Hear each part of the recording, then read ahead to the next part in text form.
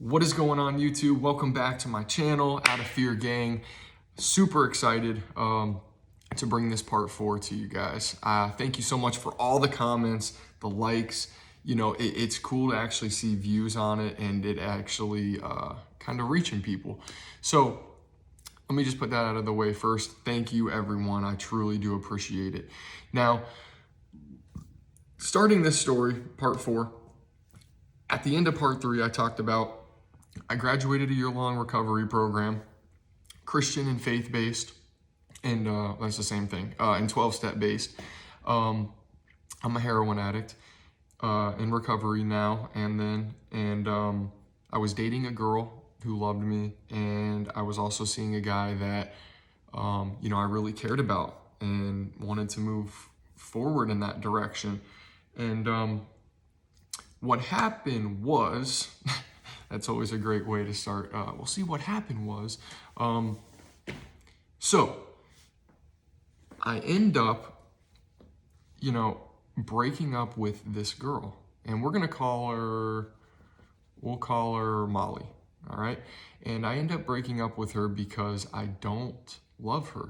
She loves me, and she's a great girl, and it absolutely crushed me because I couldn't tell her the reason why I was breaking up with her, right?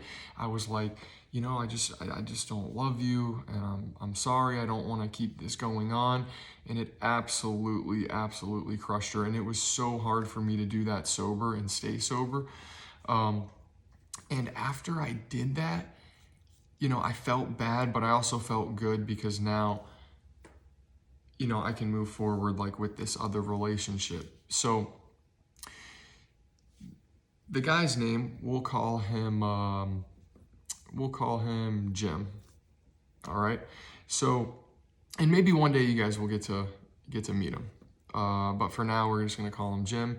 And so now I'm with Jim, and we are together, and, we're moving.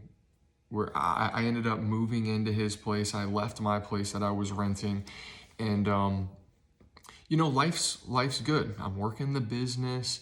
Business is doing well. I still haven't come out to anybody at this time, and I'm with this guy, and we're getting to do everything together. But it got to a point where 2 years down the line, so we've been together like 2.5 years, 3 years at this point. And, I've met his entire family. We would go out to dinner, we would go do things. And it was like, I felt, it's not fair. It's not fair for him. You know what I mean? Like, he doesn't get to know any of my family. I'm telling my family, he's my sponsor from AA, the AA program, or he's my landlord. And what I'm doing at this time is I'm having to lie, I'm having to manipulate, I'm living like a double life, right? So I got to remember all these lies that I'm telling my family, that I'm telling friends. Perfect example, okay? We wanted to go to New York, right? We planned a trip to New York. Oh, Nick, why are you going to New York? Oh, I'm going up there to with somebody from AA, and we're gonna go speak at a convention, right? My family's like, wow, Nick's really traveling. And I was speaking at these big like arrangements and stuff through the program I was at, so they bought it. But it's just the lies and lies and lies, and they're piling up. And then we would go up to Cleveland because Jim has a place up there, and we would like go, to his place, and they'd be like, Nick, why are you going to Cleveland? And I'm coming up with just lies and manipulating people. And it finally got to the point where I was just like, I was so tired of lying and manipulating, and I stopped going to my program. And I couldn't work an honest program in recovery if I'm not even honest with myself and others, right? So what ended up happening was I relapsed. I had about 3.5 years clean and sober, and it just got to me, like I didn't know what to do. This was my deepest fear, right? So I started taking oxys and pills again. And during this time, that I was right before I relapsed, and during my time sober, I met there was a girl that went through the women's program, and her name was, we'll call her Jen. All right. So Jen was also in recovery. She went through the same program I did, but the women's program, and she really liked me. We were going to the gym together in the morning. We were doing like CrossFit. We'd go to competitions.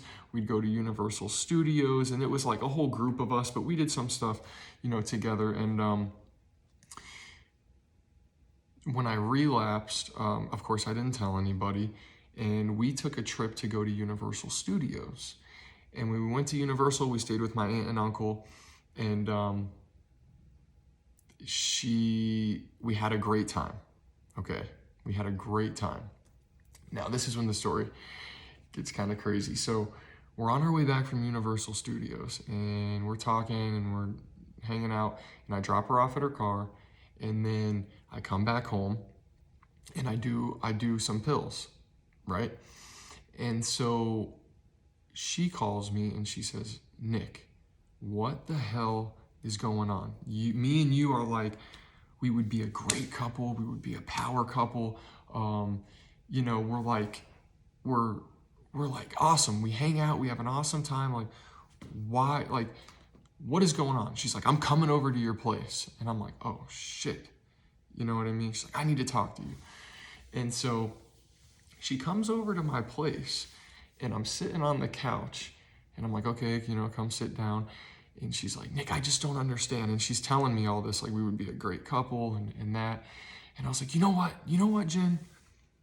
This is the fucking problem. And I'm standing up, and I'm like, and I said, I can't be with you because I'm gay. Right? And then I was like, oh my God. Like I told her, but I did pills like 30 minutes before that. So they were kicking in. I was feeling good. And then I had that euphoria and that high, and I told her, and I was like, oh shit, and she was super cool. She's like, "Oh my gosh, Nick, like, I'm glad you told me. Thank you. You gotta work on this. Like, this could, you gotta tell people. This could hurt you, She didn't know that I relapsed like a week or two before this. And, I said, I know. And she's like, everything, it makes sense now why we're not together and blah, blah, blah. So now she knows, and she's like, "Nick, we need to tell, our other two good friends, one of my employees at the time, or one of my business partners and his wife." And I'm like, okay, so we set it up like a week in advance to all like hang out and come over to my place. So they come on over. It's a week later. I'm freaking out because I don't want her to tell anybody. I don't want her to say anything. And I end up getting high before this meeting, and I ended up telling them, and they were super cool, and they were happy for me, and they knew Jim, and they were like, this is great, and thank you for telling us. We're not looking at you any different. And as I told Jess, and I said the name. Well, as I told Jen, and I told, the other two, like this weight came off my shoulders completely. Like, it was like, whew. And now it wasn't all the way off because I still had to deal with it, and I still had to talk to other people and tell my family and other friends and best friends from high school. And God, it was like a lot, but a lot of the weight dropped off my shoulders because now they knew and they could help me.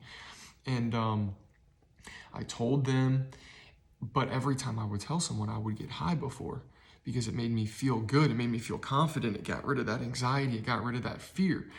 And so I told them, and I didn't tell anybody else, right? I didn't tell anybody for probably like 2 months, and my addiction continued, right? Because I'm an addict. So now I started picking up those pills every time I want, like when I told Jess or when I told the other two. And it got worse and worse. And then it got to the point where now I'm hooked on these drugs, but I can't take this lying and this manipulating and just all this, some people know and some people don't. And I finally, I went and I got a whole bunch of pills, and I went to my mom's house and I sat outside the driveway. I asked her to come outside, and I got those pills. I snorted a couple, and I told her, and she was so relieved that I told her, and she was like, she was very happy for me. She didn't freak out. She didn't say anything, negative. She knew Jim, and she was like, wow, you can finally be yourself. You can finally be free.